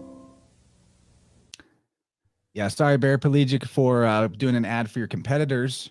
Paraplegic Coffee in the chat.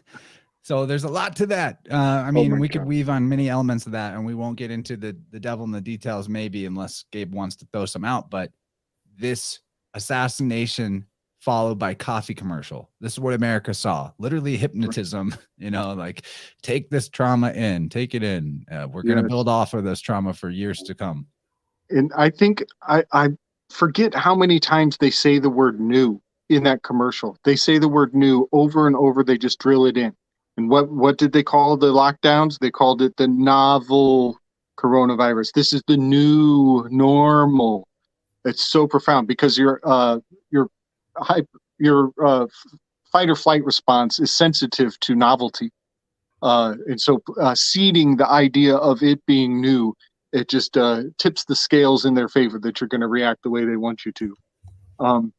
And another thing, there's a scene right after. Do you have any of those graphics from the telly that I threw together? Maybe could you forward me something specific real quick? I'm not sure if I'll stay on if I try to forward it. Okay. I'll give it a look. It's in our Marvel telly.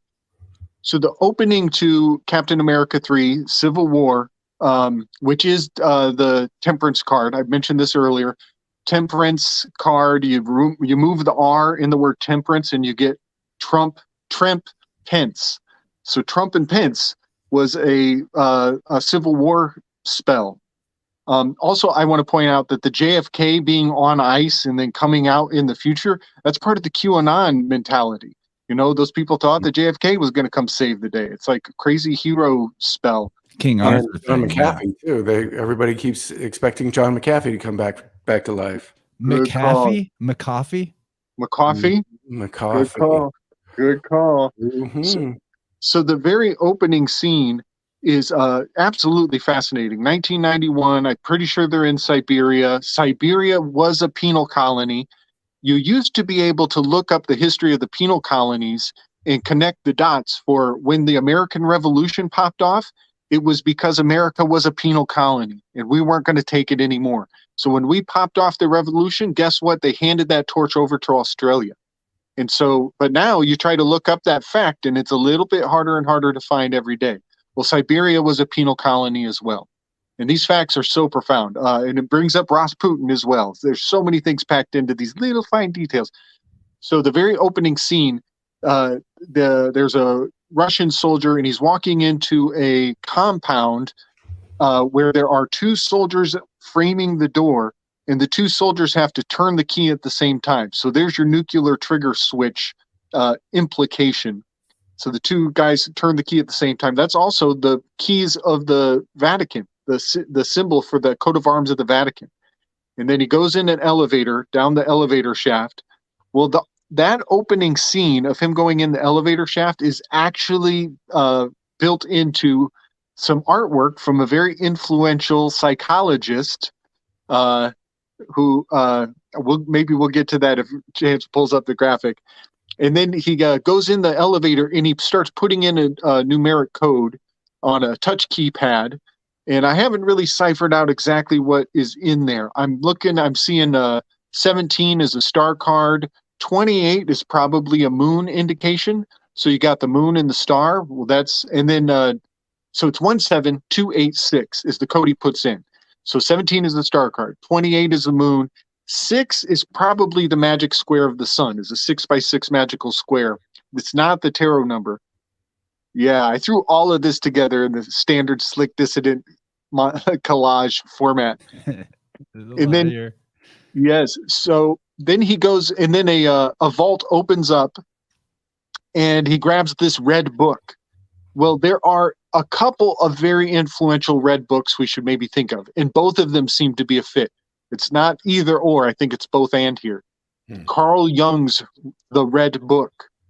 And sure enough, the art that Carl Jung made, this little art collage on the bottom right, that is a perfect fit for the scene where he walks into the elevator and there's two soldiers, one on either side, opening the keys. It fits Carl Jung's art in the Red Book. And the other red book is Mao Zedong's, the communist, this communist propaganda book. So I just kind of threw all this together. And so then that fella, he takes that book and he reads, I think it's 10, you could say 11 trigger words to activate Bucky the super soldier so he's receptive to take on a mission because he's programmed to kill. So after he goes on his mission and comes back and so the Red Book is the first flash of real brilliant color that we get in the whole film is this red flash of the Red Book. Bucky goes on his mission and he comes back, and when he completes the cycle, he hands him a package full of blue serum. And so the red is counterbalanced, or there's closure, the counterpart, the anode and the cathode is redeemed when he comes back and gives him the blue serum in a closed case. So there's just something fascinating about the balance of the red to the blue that's going on in that scene. Well, then the next thing they cut to, after we watch all this trigger programming being laid to bear, MK Ultra to the max, the next thing they show us is Romanoff sitting there stirring her coffee. She literally is stirring it just like in the commercial. She taps the bell, ding, ding, ding. So all of that is our Pavlovian response. We're being triggered, programmed, whatever, and they flash the words present day. Guys, they're showing their hand. They're presenting their yad. They're showing their hand. This is a flashback to the Nescafe commercial. The synonyms for present, the first one is instant. Instant is the first synonym for present. They're presenting their yad. Guess what else present day is? You move the DA around from the present day and you get president. President.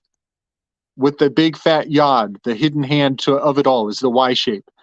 Notice the rifle in Nescafe. The logo up at the top, it's literally a rifle with a bullet coming out of it. A little hard to see in this graphic, but Gabe has got all kinds of beans spilled on this particular subject. You can, I'm gonna find the link to that video if anyone wants to, pull it up for later. Right. Yes. And Nescafe instant coffee is a big fat anagram for the devil card in the creepiest, craziest way I ever thought possible. I did a little video on it. But then, and it's not just, and it's no stretch at all, because as soon as she gets done stirring her coffee, she's scoping the street. Well, then they do a cut scene to Captain America. He's up in a window of like a hotel, and he's scanning the street below. In their plot, they're planning a caper, we'll say. And so it is such a powerful parallel to the JFK spell that it just boggles the mind. But yeah, President, Yod, they're presenting their hand when they do that little coffee encode right there. So Gordy, you're a bit older than us and might even have more insights into the way the whole JFK trauma ritual has played out. I don't know if you have any thoughts on it. Gabe just spilled a lot of beans. Yeah, and I want to mention also, we got a Kennedy coming up for the candidacy. There's a Kennedy in line for the seat. Yeah, I think the whole, it's played out. Like, everybody knows all this stuff. Sure, right? yeah. Gabe is just revealing the methodology of how they've been telling us this stuff the whole time.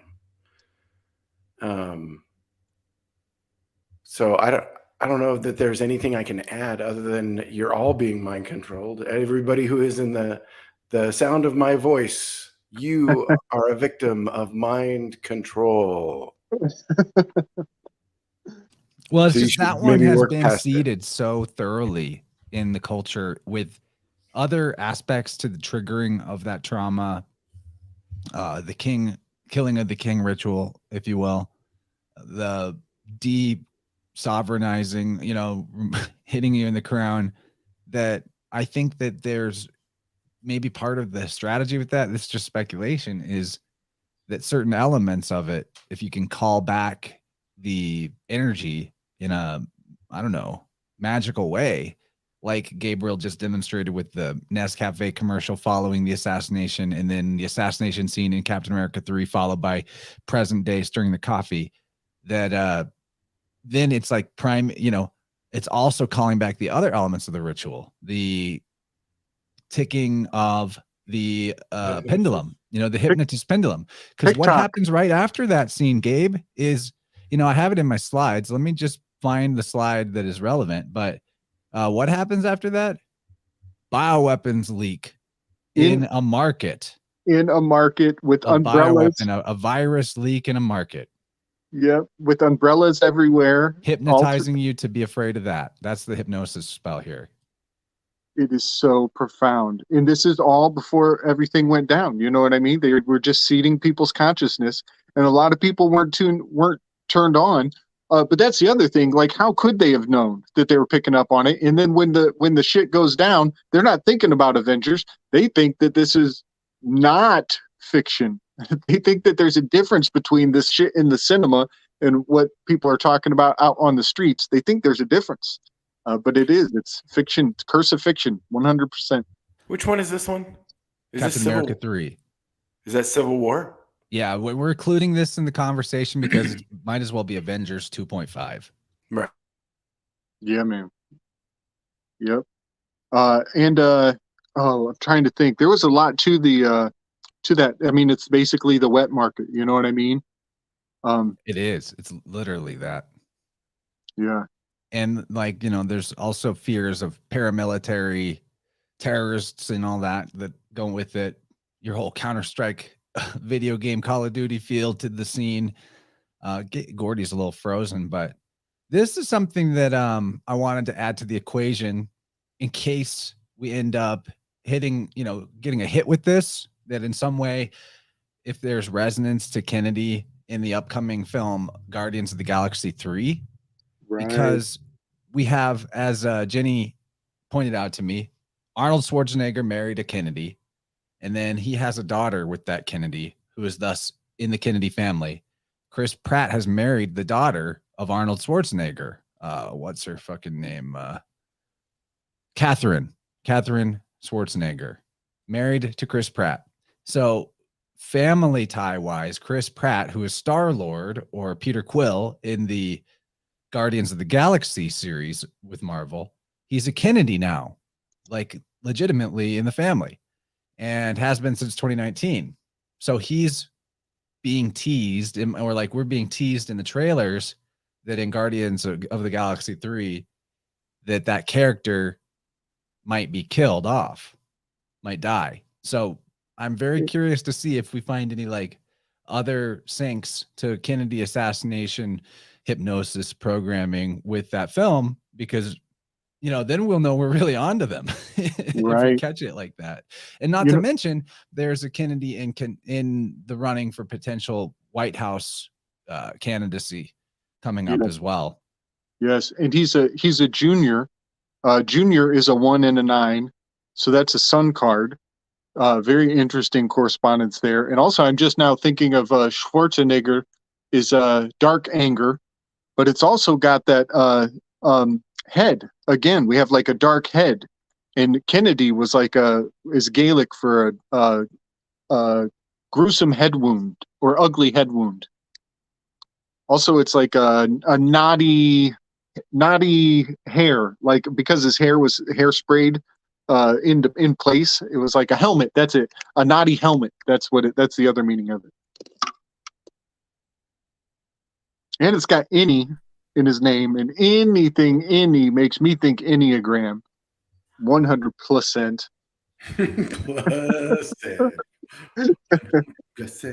Good vibes. Okay, so kind of back to like just a little bit of character analysis. The other main Avenger here we haven't touched on yet, Iron Man. We could do a whole episode just on. Oh, for sure we could. So that's why I'm kind of gearing the conversation towards his particular flavor of trauma as it is seated and expressed throughout the Avengers series, because it's more like his arc in the Iron Man trilogy. I haven't watched that for ages, but I think it's a bit different than his arc in the Avengers movies. They're kind of two separate things for him, because Iron Man 3, where it came out in the timeline, is before Avengers stuff. So my point being, I think that a big part of Tony Stark trauma seeding into, if there is predictive programming here, is about like getting the character, because we identify with him as far as the audience goes. He's kind of like, he's more relatable, and people are more prone to being like identified or liking him even than Captain America, the so-called leader, even though it may be like a social sexual hierarchy where he's more of like a Sigma type or whatever, but he's got this fear of the future that gets implanted in him in this movie. We're kind of seeing a foreshadowing of it here when he's looking at the cube, but he's the futurist, but he's terrified of the future. Right. And we see more echoes of that we'll talk about when we get into maybe the progression into Avengers 2 a little bit. But why I think that is important is because most of the predictive programming trauma stuff that in particular is seated in the second Avengers movie, and in the Endgame Infinity War doubleheader with all the cooties metaphor to it. It's about this guy is all about what I think the theys involved with this movie in terms of the mind control aspect want to achieve, which is to get everyone worried about the future. That's always been the thing. Climate crisis, nuclear war, yada, yada, something bad happening in the future. Right. Oh, right. Oh, even pre-crime. He is seeded with a vision of a dark future, which is kind of like them seeding this idea that they can see your thoughts. They can see your worst fears and play off of them, which a lot of people believe their phone. Yeah, we've seen what our phones are doing with these commercials. It's pretty creepy. Mm-hmm. And this is such a good picture. Great weave, Chance, on the fear of the future. You know, it's like he's looking into a crystal ball right now, and that's kind of like what we're talking about with the phones, reading it for the commercials. Don't they show it too? Like his childhood trauma, that of how, isn't there a flashback somewhere in Tony's story where Oh yeah, where he goes back and he's just trying to get just trying to make his dad proud, you know, just trying to live up to his dad's expectations that were never attainable to begin with. It, you know, so there's that childhood trauma that they're manipulating. There, he's used to make himself what he is, creates the superpower, but also creates this narrative where he's controllable by that thing. Right. Yeah, he creates a augmented reality that allows him to rehash his final moments with his parents, which is basically just him. And he doesn't really even resolve it. Even in his demonstration of it, he kind of fucks it up. He barely does it right. You know, he had all those opportunities, and he just barely says it in a redeeming fashion. That is a theme. You know, his story is interesting too. When he's an arms dealer. He gets fucked by the military, right? And that's when he comes back and he's like, "You can't have this, you know, this is mine. You can't have this." And then they take it anyway. Yes. But then you notice, and later on, he still sides with the government on locking all the Sokovia Accords. Right? Yep. He still sides with them, even though he knows better. He's controlled. Totally. Yeah. You know, I'm coming to realize Tony represents the public facing side. Because in the end of one of his defining moments, he comes out and his closing line is, "I am Iron Man." Mm-hmm. And then Captain America is kind of representing the private side. He wants to operate in the shadows, untethered to that UN accord. And then he ends up becoming a criminal, or, you know, set up to be in the criminal position. So there is something interesting about that split in the Civil War, that one is public facing, one is private facing, and they're both accusing one another of being the most dangerous when you believe that you're right about something. Yeah. You know, jumping ahead to his death there in the end of the Avengers series, that moment, you know, we get actual little hints that he's the Jesus character of the series after all, that he's the Redeemer Messiah character.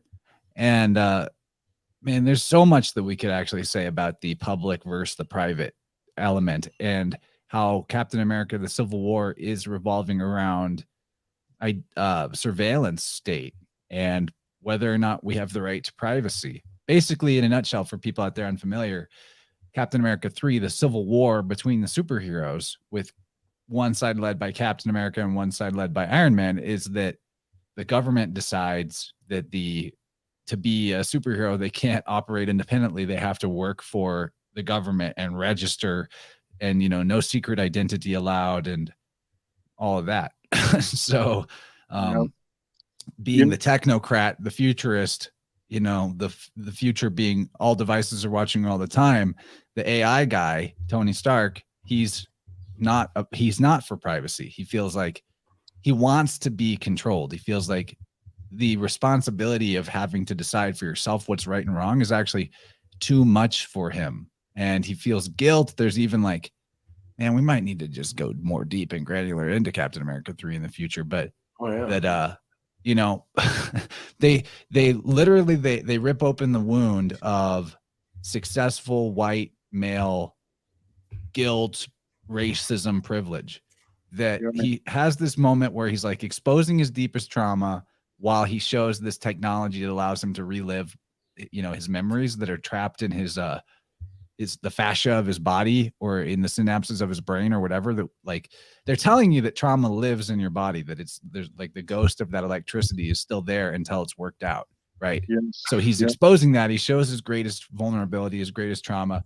He leaves the stage, and a black lady comes up to him and is like, "You Avengers killed my son. He was collateral damage in one of your big battles." And so there it is, white man guilty for black repression, right? Like that's a big thing that Hollywood is always pushing on you. Like you're not allowed to feel good about yourself if you're succeeding at all, because if you succeed, it means somebody else loses. It's kind of like the zero-sum game that is always being pushed about that. Yeah, man. And Go ahead.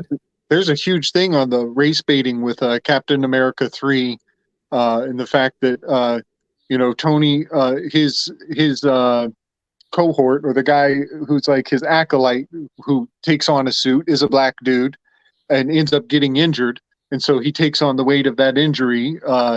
And yes, even Black exactly, it comes back. Yep. Like that is not just a one-off thing. That Yep. program of trauma over guilt over other races yes is constantly being brought up with Tony. Yep. And then Black Panther, his father dies in the UN bombing. And ultimately, when they capture Captain America and it's a black dude pointing a gun at Captain America saying, "Congrats, Cap, you're a criminal." Well, then he turns, after saying, "You're a criminal, Captain America," he turns to Black Panther and he bows to him and says, "Hey, Your Majesty." And he literally bows to the Black Panther guy. So there's this crazy race baiting ingredient that is like really pretty hard on the nose if you didn't notice it before. I'm pretty sure a lot of people picked up on it. But he's literally like arresting Captain America and bowing to the royal family of Africa in the most fascinating way. And there's one more weave. I know we're coming to the end. I just want to make sure I get this out because I think it's really fascinating. Can you make sure to get to the Manchurian Candidate of it all? Well, because I mean, since Kennedy stuff was in this episode, I want you to also talk about how the whole notion of the Manchurian Candidate, or the mind-controlled assassin, and how it's not who we thought it was. Right. You know what I mean? Yes. Like that I really want you to get to too. So just fire away, buddy. No, this is a good point. We should do that before we get too far from Tony, because towards the end of Captain America 3, Tony Stark literally calls the Winter Soldier. Can we use that as a cliffhanger? Like this is good stuff, guys. I know where you're going, but well, hold on. I got another cliffhanger. If you want to jump out and switch streams, that's okay. I want to wrap with these ideas of Gabriel's and then wrap it. Okay, cool. So Tony Stark literally calls Winter Soldier Manchurian Candidate. He's like, "Yo, man, put the gun away. We got a truce going here, okay, Manchurian Candidate." He calls him that, and it's only 5 minutes later that Tony Stark is shown the murder of his own parents. And Tony Stark, after all of his high and mighty noble alignment to the UN agenda, he becomes the Manchurian Candidate. He flips his shit. He finds out that Captain America knew all along that Bucky killed his parents and that he was hiding it and protecting him from the truth. And he loses his shit and everything is horrible and terrible. And Tony Stark ends up like, "That's my dad's shield. I'm taking my toys and I'm going home." Like, it's literally reduced to juvenile tit for tat bullshit. But I want to seed everybody with this little component. I don't know if you can pull up any of some of those last graphics that I brought up. It's the one with where they're in the car, where Captain America is being driven by Junior. Oh, I always forget this guy's name. He's being driven in the car to, like, it's a convertible. Here it is. That's it. Thank you. So this is basically a recap of the JFK event. He's in a convertible before he can jump onto the airplane to catch the Red Skull, who Red Skull is Agent Smith, and his name is Johann Schmidt. It's like a total echo. Mm-hmm. Yep. And so before he can jump on the plane, he gets a kiss from Sweetheart. Well, that's basically like what everybody that's pulling on the heartstrings from the JFK spell, big time. But what's fascinating, let's see. I got a bit. Okay, so then he gets on the airplane and there's bombs on the airplane that literally have the name of their target on the bomb. just recently in Afghanistan, Pakistan, Iran. Iran is shown to have bombs with like, this one's for Israel, spray painted on the fucking bomb. Like they're going to put the name of their target on the bomb. It's so ridiculous. So that's totally predictively seeding. And oh yeah, Johann Schmidt, he's focused on occult power and Teutonic myth. I found that to be a very fascinating weave. And then he's a member of the Inner Circle. Well, the Inner Circle, that's literally Cecil Rhodes, La Cercle. But what's really kind of far out here is he becomes Red Skull, and Red Skull, because this is the first one. This is Captain America. We're in the earliest chronology of the whole arc. Well, Red Skull is the world card. It's the robed figure in the world card in the very end of the entire story arc with Endgame. It's in the Endgame where the Red Skull is like this is the alchemical wedding. We have he's seated in the beginning of the chronology, and he is still alive, surviving in that parallel dimension in the end. And what is really far out, guys, is the Red Skull was the nickname for Jordan Peterson. Jordan Peterson went to St. Petersburg for all kinds of psychological breakdown because of all of his drug addiction. And now he's coming back, and now he's raising a fucking army, y'all. He's raising an army. And guess what? He's rubbing elbows with the United Nations. And the Red Skull thing was like fun and games, and they were joking. But I just want to point out that I am not able to believe that things are as organic as we are led to think. 100%. Be 100%, buddy, because not even the word cool is organic. We got the word cool from Tavistock. And cool sure sounds a lot like school. And how did they placate the revolutionary movement of the 60s? They placated them with student loans. So they give them the word cool, and then they give them student loans and credit cards, and the whole revolution gets the rug pulled out from under it. And they spike the fucking national debt to the fucking moon. So I just wanted to put a highlight on Jordan Peterson, who, by the way, has read Machiavelli, and not in a good way. And now he's rubbing elbows with the United Nations. And it turns out his brother-in-law is a fucking spook central. He's pulling strings in high places, and a lot of people like him. So I just wanted to put a little light of shade on the Red Skull in the fact that when you really look at what the Red Skull meant in our culture, and you look at Jordan Peterson, it cannot fucking be organic. It cannot be a coincidence. This is fabricated for sure. Yeah, and that character I think was also highly manipulated through the drug addiction, the pharmaceutical side of things, which is always part of the equation. And he's a number 3 on my Enneagram, which is bad news to the bone. His fucking hangman status. Jordan Peterson. He's fucking Jordan River. He's the Orion constellation, walking on the Uranus, and he's wielding 12 rules for people to live by. That's the fucking new. It's the new tablets of Moses. Supposed to have a new commandments. New commandments to live by, man. It's next level. So I just wanted to put a little shade where it belongs on that guy. Sweet. I'm down with that, man. Very good. Thank you. Very good. So guys, how do you feel about picking this up tomorrow night? Oh shit. That way it's like really fresh. I will get back to you. How's that? Okay. Well, we're going to wrap for now, and then we'll be back as soon as we can, maybe even tomorrow night or something.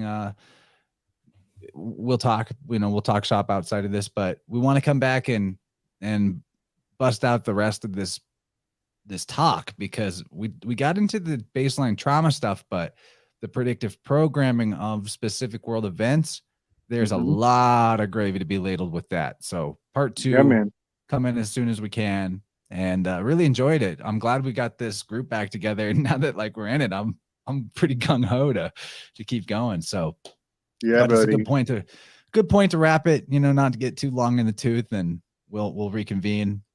Thank you guys for being here. Thanks everyone in the chat. Hope you enjoyed it. Share that podcast with people if you liked it, and get on the Slick Dissident shared learning experience on YouTube. There's a link to that in the chat. Join us on Telegram. The InnerVerse Telegram channel is super litty. Other than that, we'll call it. 42 Shoes on Instagram. Oh yeah, Owls all 42 over the Shoes on place. Instagram. Yeah. Say There you go. what other Thank you. plugs you got? That's it. That's all I am. I'm an owl now. He's the owl guy. That's it. All No, right. I'm Well, sure. good night and Love good you luck, all. everybody. See ya. Yes.